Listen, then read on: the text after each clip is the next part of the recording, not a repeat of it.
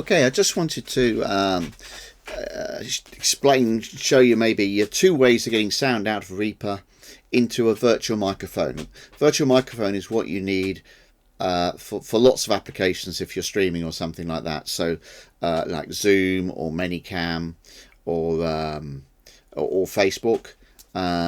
Anything where it says, give me a mic, and you actually would like that to say, I don't want a mic, I want Reaper there. That's your virtual mic. And so I've been doing this a few months now, and I've used two methods I think that are pretty reliable. I should say, things like Voice Meter, I just couldn't get my head around it. And Azure Link Pro kind of started let me down a couple of times. So my first port of call was the VB Audio, again, the hi-fi cable and ASIO bridge, and that is free or donationware, and that has worked well for quite a while. It had one problem for me, which is it only ever worked at 44.1, and if you tried to run it at 48, it would either not work or mangle your audio. So stick to 44.1 and that's okay. So that means the sample rate of your device in Reaper would have to be 44.1, and preferably your Windows audio system would have to be set at 44.1 as well.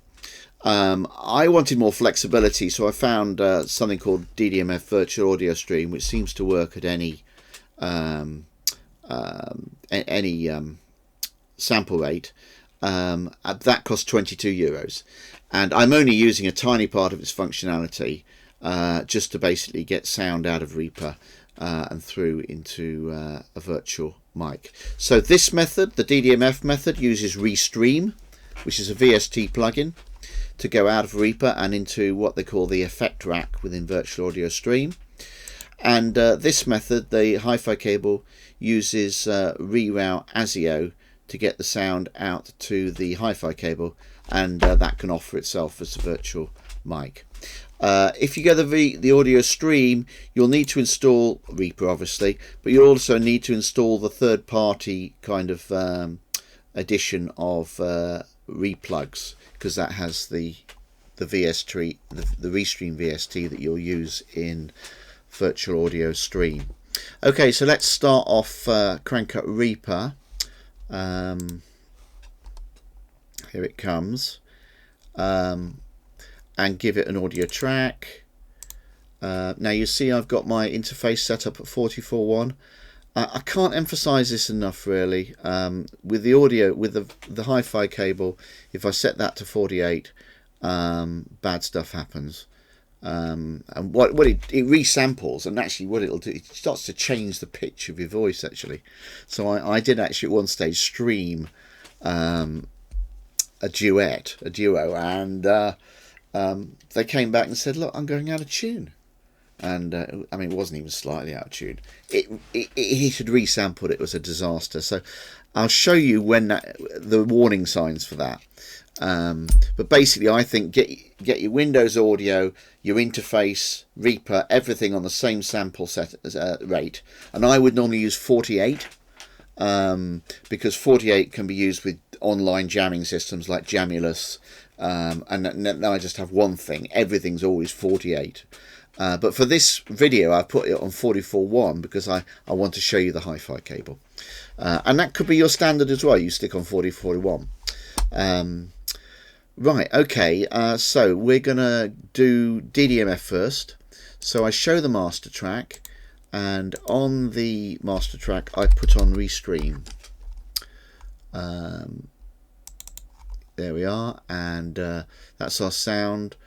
And I go send audio, local broadcast, give it a name, Reaper. So the sound's going out. Then I bring up the virtual audio stream, which actually calls itself an effect rack, and I set it up.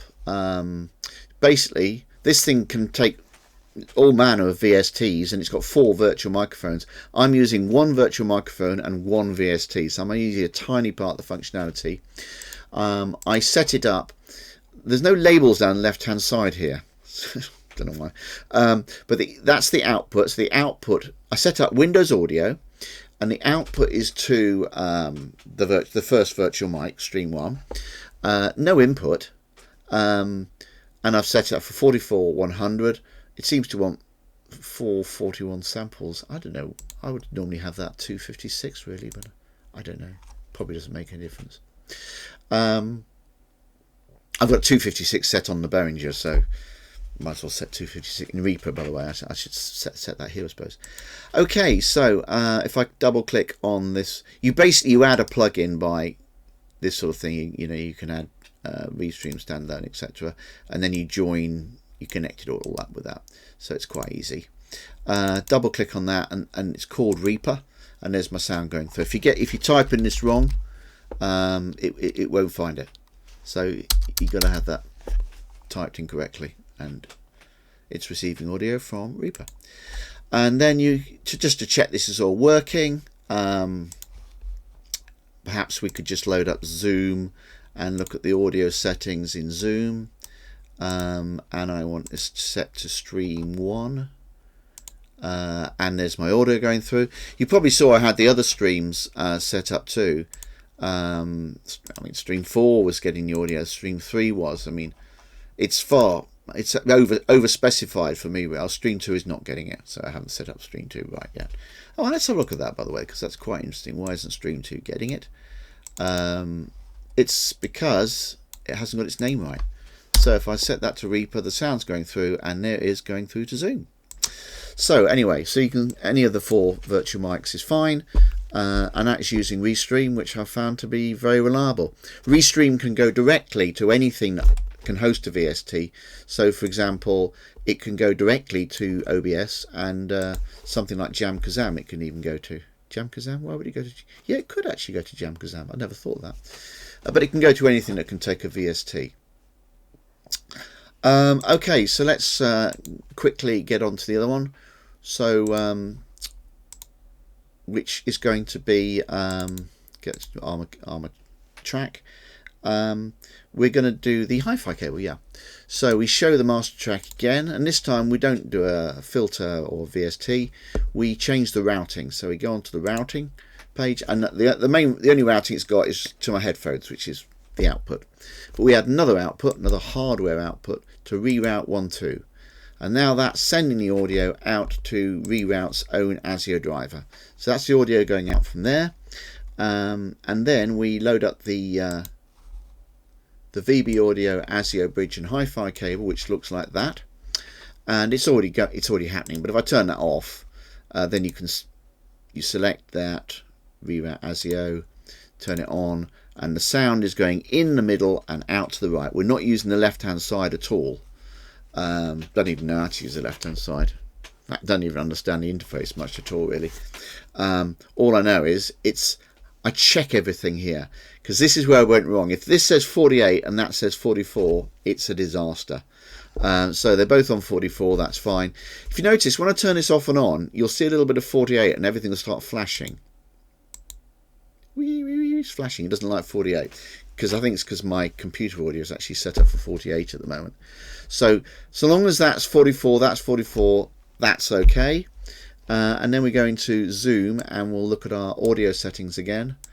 And there's the hi-fi cable, and that's the audio going through from the hi-fi cable. So there we are, Reaper, hi-fi cable, Zoom. Okay, that's it really.